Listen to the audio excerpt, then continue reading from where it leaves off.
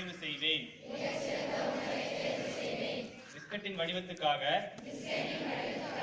வெள்ளை சர்க்கரை, சுக்ரோஸ் மற்றும் குளுக்கோஸ், ஈஸ்ட், சோடியம் பைகார்பனேட், நிறமிகள் போன்றவை சேர்க்கப்படுவதால் காலப்போக்கில் டிரான்ஸ்பேட் எனப்படும் கெட்ட கொழுப்பாக மாறும்.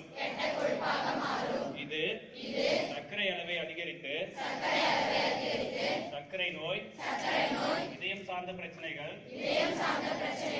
கெட்ட கொழுப்பு சத்தை அதிகரிப்பது போன்றவற்றை ஏற்படுத்தும்.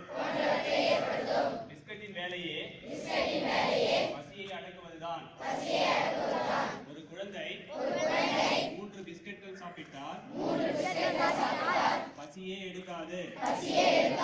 காலை உணவாக டீ பாலுடன் பிஸ்கட் சாப்பிடுவதால் செரிமான கோளாறுகள், உடல் பிரச்சனைகள் ஏற்படக்கூடும்.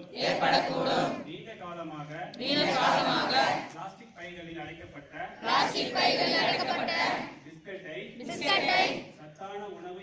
சத்தான உணவு என யார் பரிந்துரைத்தாலும் அதற்கு மாற்றாக அதைவிடவும் சத்தான கடலை மிட்டாய், எள்ளு, தேங்காய், கமர்கட், கொழுக்கட்டை, அதிரசம், பழங்கள், வறுத்த தானியங்கள் போன்ற சத்தான தின்பண்டங்களையே தினமும் உண்டேன் என உளமாற